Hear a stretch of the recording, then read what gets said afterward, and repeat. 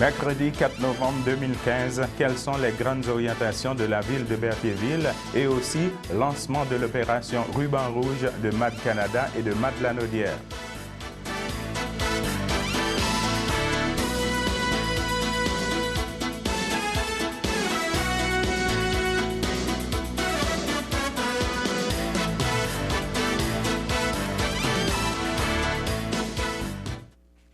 Bonjour à tous, bienvenue dans notre bulletin de nouvelles pour CTRB aujourd'hui. Justement, je vais vous parler, je vais répondre à la question à savoir quelles sont les grandes orientations de la ville de Berthierville pour 2016. Si hier je vous avais parlé, je vous avais dit que la ville de Berthierville a eu un surplus budgétaire de 500 000 $, eh bien aujourd'hui on va répondre à cette question-là concernant l'orientation de la ville de Berthierville pour 2016.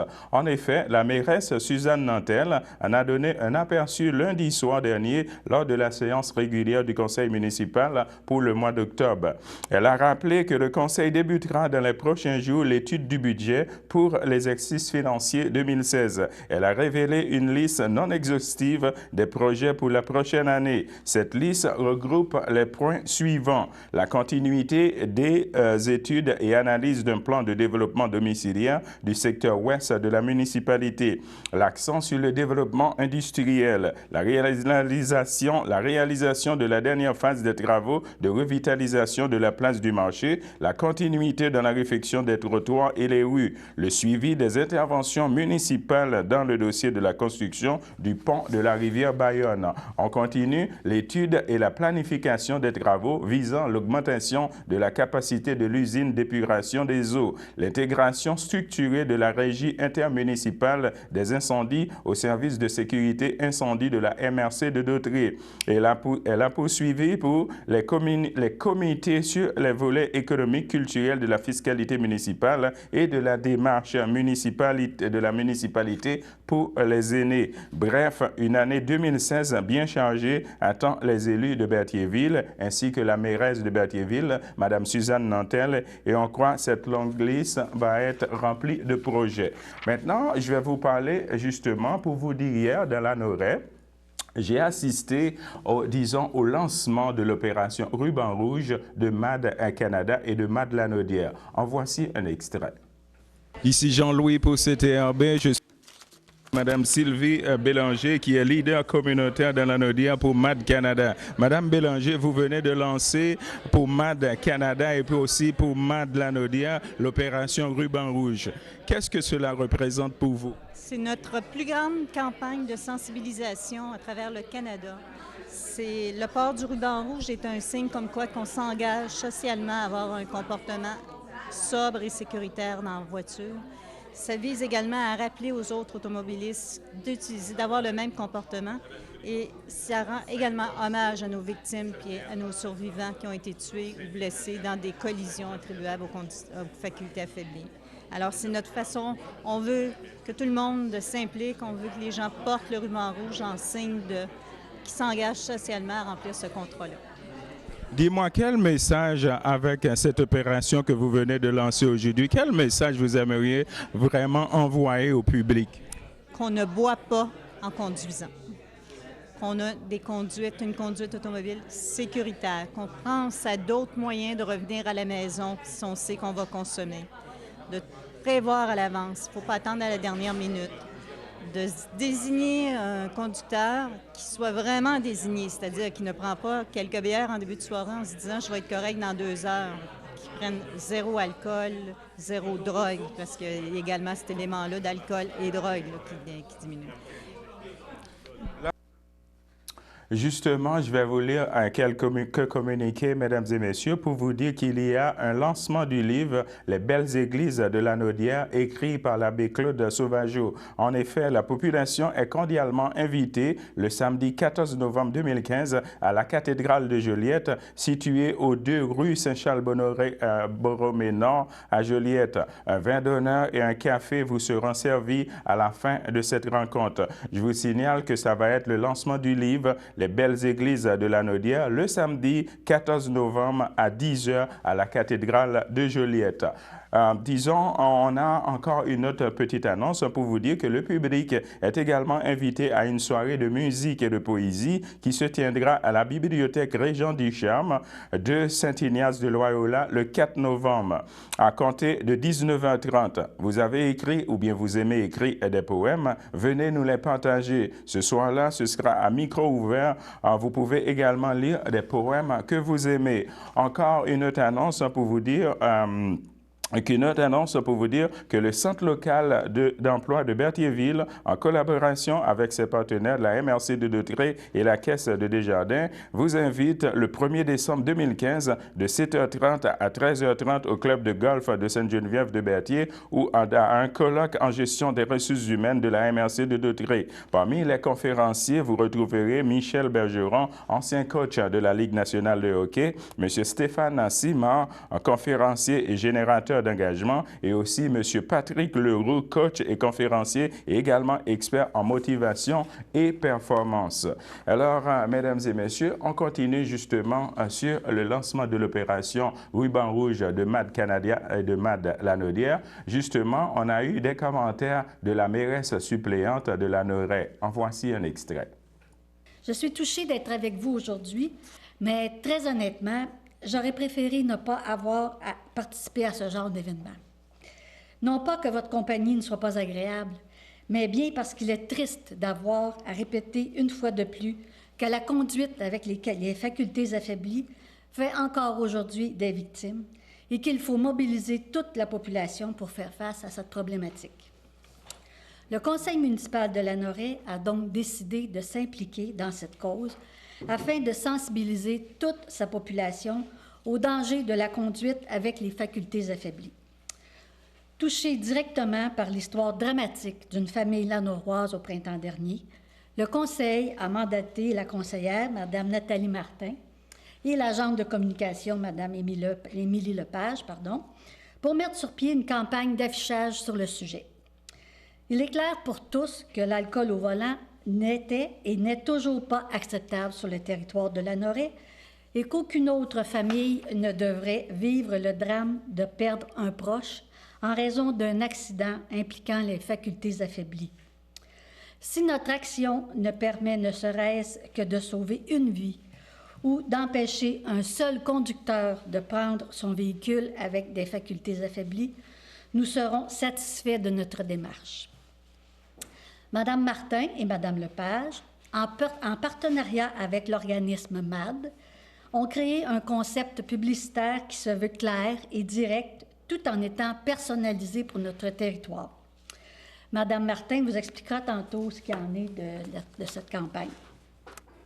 Alors, mesdames et messieurs, je vais vous lire un communiqué qui nous vient tout droit de l'Assemblée nationale du Québec pour vous dire, à la suite de la décision libérale d'abolir le financement lié à la route verte, les citoyens de partout au Québec se sont mobilisés pour plus de 48 000 signatures d'entre eux et ont signé une pétition réclamant le maintien des sommes accordées pour l'entretien du réseau cyclable. Ma collègue porte-parole en matière de transport, Martine Ouellette, a interpellé le gouvernement à ce sujet il y a quelques jours à l'Assemblée nationale. Malheureusement, jusqu'à présent, le ministre des Transports, Robert Poetti, reste insensible au milieu, a déclaré André Villeneuve, député de Berthier et porte-parole de l'opposition officielle en matière d'agriculture et alimentation, PME, entrepreneuriale et innovation. Il poursuit. Les libéraux doivent répondre à l'importante pétition et établir les 2,8 millions de dollars alloués annuellement à la route verte. Le circuit n'est même pas terminé adéquatement, comme en témoigne la situation dans le comté de Berthier-Masquinongé, le long de la 138 entre Lanoraie et Sainte-Geneviève de Berthier. La route verte est un joyau au Québec. C'est plus de 5000 km qui traversent plus de 400 municipalités. Seulement en ce qui a trait à la TVQ, la route verte apporte 30 millions de dollars par année, investit 2,8 millions de dollars pour récolter en 30. Il me semble que c'est rentable, non. Le National Geographic a classé la route verte parmi les 10 meilleurs réseaux cyclable au monde. Avec raison, malheureusement, occuper un financement aussi profitable au plan économique, touristique et de la santé publique est vraiment un non-sens qui nuit à notre développement, a déploré M. André Villeneuve, député de Berthier-Masquinongé. Mesdames et messieurs, on va s'arrêter là pour une petite pause. Durant la saison de la grippe, le virus peut apparaître n'importe où. Il est invisible, imprévisible, et tout le monde peut se faire prendre par surprise. Heureusement, le vaccin contre la grippe est la méthode la plus efficace de se prémunir contre lui. Ne vous laissez pas surprendre par la grippe. Faites-vous vacciner. Renseignez-vous à santé.gouv.qc.ca. Le samedi matin, dès 9h30, nos téléspectateurs sont invités au Super Bingo télévisé diffusé de nos studios de Berthierville. Un montant de 600 $ est disponible chaque semaine lors de cette joute de bingo télévisé. Un animateur et 3 bénévoles se succèdent à la caméra de CTRB dans le but de vous faire passer une petite heure agréable et payante le samedi matin. On peut se procurer les cartes de jeu chez les dépositaires autorisés participants à Berthierville, le dépanneur Formule 1, rue Gilles Villeneuve, le marché IGA Extra sur la rue Gabriel Brissette, le dépanneur Gauthier Savard au 480 Montcalm, le marché Métro rue Notre-Dame, la pharmacie Brunet rue Frontenac, le garage Pétroté sur la rue Gilles Villeneuve et à Saint-Ignace-de-Loyola, le marché Aldo rang Saint-Michel, le dépanneur Le Magasin Esso sur le chemin de la Traverse. C'est un rendez-vous tous les samedis matins à 9h30 sur les ondes de CTRB, votre télévision régionale et communautaire.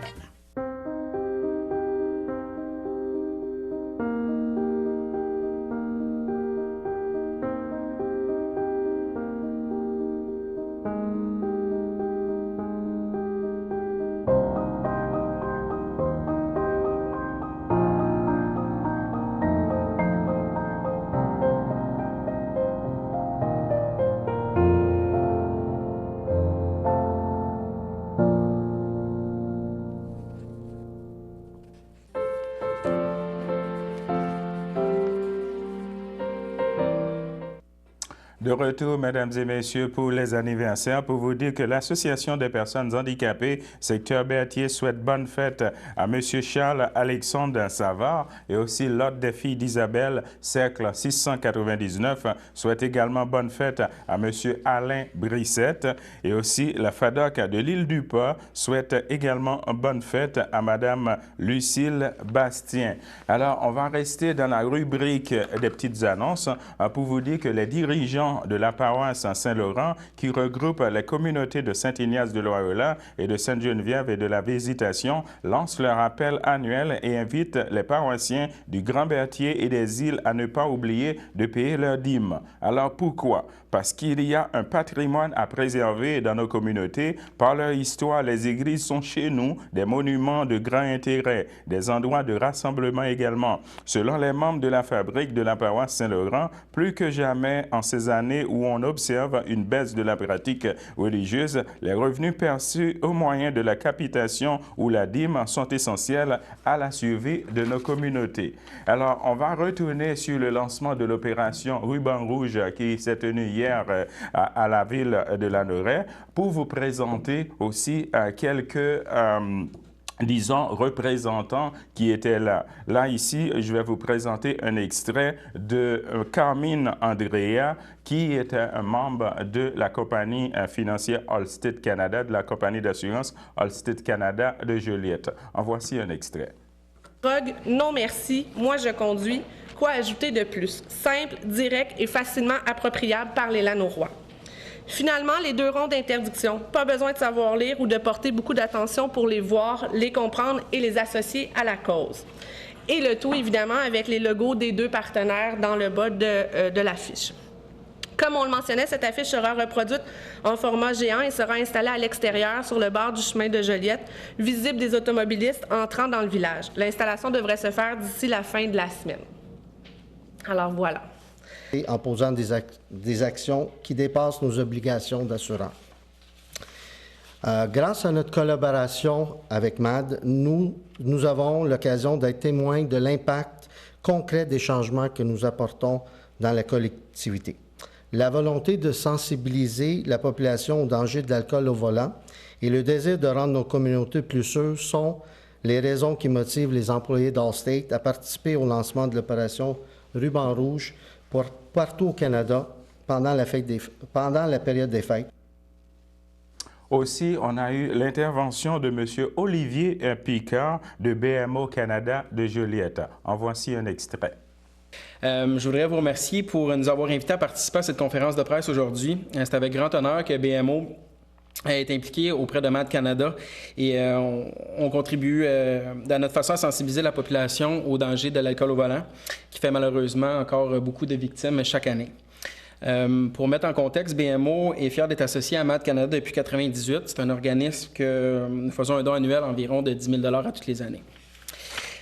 Cette contribution rentre dans tout à fait dans les cordes de notre institution qui vise à être présente dans les communautés à travers le pays. C'est des grands enjeux de société avec lesquels nous prenons part et la conduite avec les facultés affaiblies s'ajoute à cette liste d'enjeux importants que nous devons poursuivre afin de sensibiliser la société et ainsi espérer éliminer ce danger imminent qui se retrouve à travers le monde. C'est pas juste ici, mais partout, on en entend parler.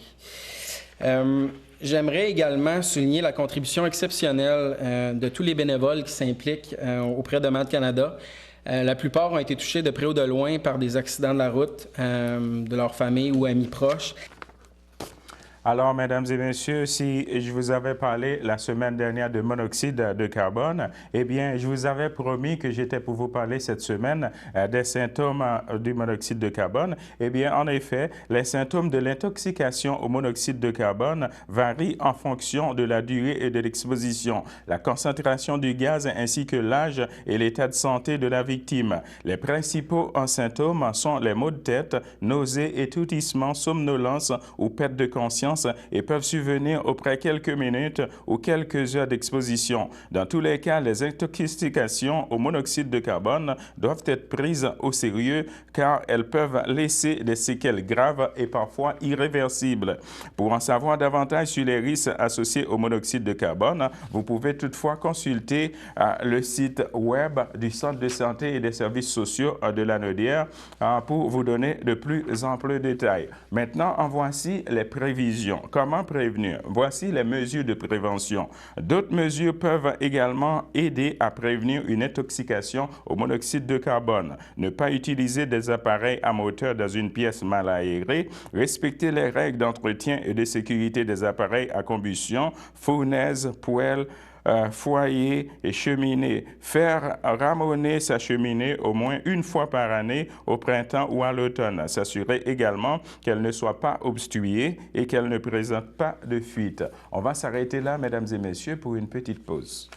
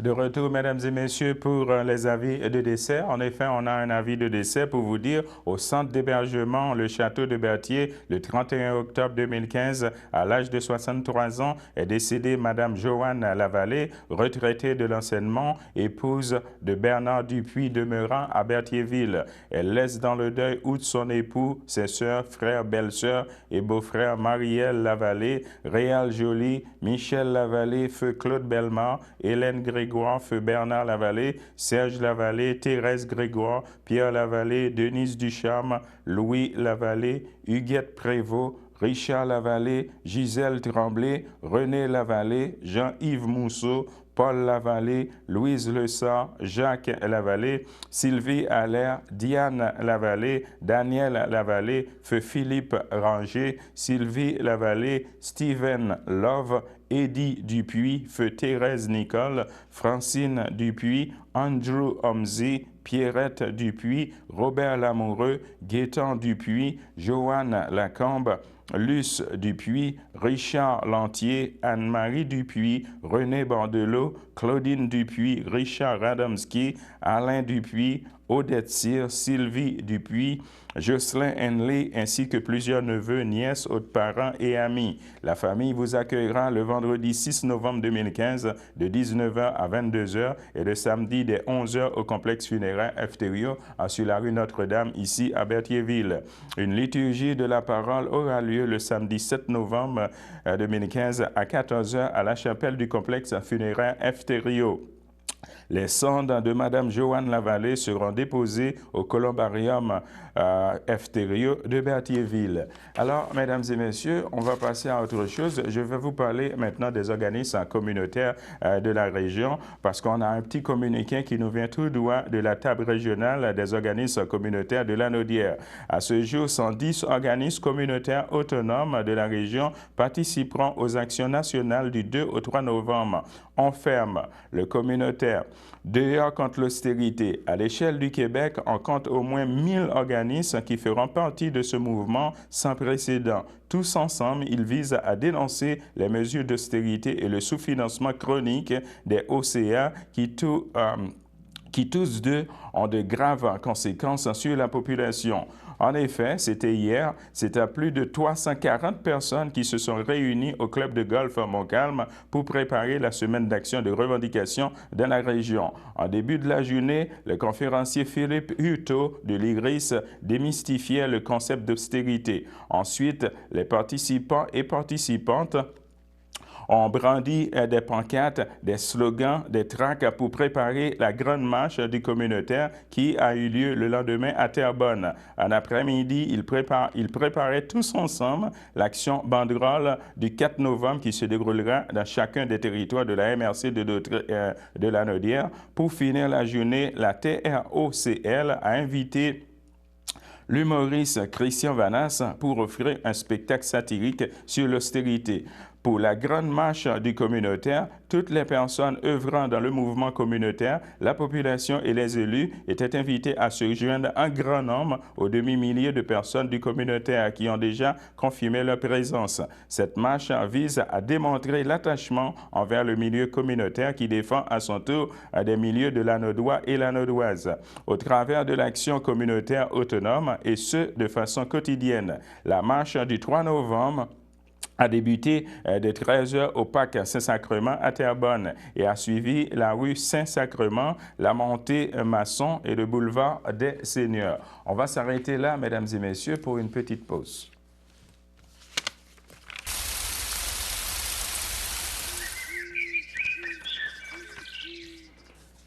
Alors, de retour, mesdames et messieurs, avec la météo, pour vous dire qu'on a actuellement un temps avec quelques nuages de 8 degrés Celsius et un temps ressenti de 7 degrés Celsius. Pour ce qui est de mercredi, dans l'après-midi, on va avoir un ciel avec passage nuageux, un maximum de 11 degrés Celsius et un temps ressenti de 10 degrés Celsius et une probabilité de pluie de 10%. Pour ce qui est de mercredi, dans la soirée, on va avoir un ciel généralement dégagé avec avec un maximum de 7 degrés Celsius et un temps ressenti de 4 degrés Celsius et une probabilité de pluie également de 10%. Pour ce qui est de la nuit de mercredi à jeudi, on va avoir un ciel avec passage nuageux, un maximum de 4 degrés Celsius et un temps ressenti de 1 degré Celsius et une probabilité de pluie de 20%. Pour ce qui est de jeudi dans la matinée, on va avoir un ciel ensoleillé avec passage nuageux et un maximum de 5 degrés Celsius et un temps ressenti de 3 degrés Celsius